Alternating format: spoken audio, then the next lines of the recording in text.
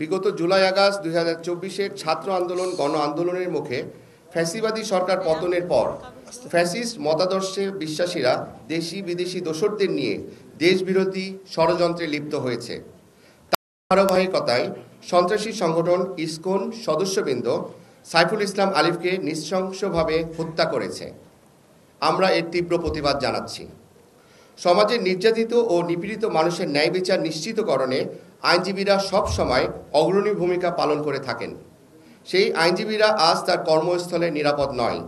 আইনজীবীরা যেন নির্বিঘ্নে ও নিরাপদে তার পেশা পরিচালনা করতে পারে, সেই পরিবেশ নিশ্চিত করতে হবে। আমরা অবিলম্বে আইনজীবী সুরক্ষা আইন প্রণয়ন করা দাবি জানাচ্ছি।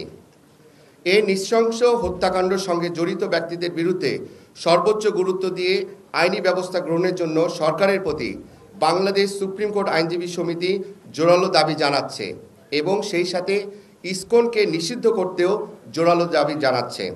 আমরা মরহুমের শোক সমস্ত পরিবারের সদস্যদের প্রতি গভীর সমবেদনা জানাচ্ছি।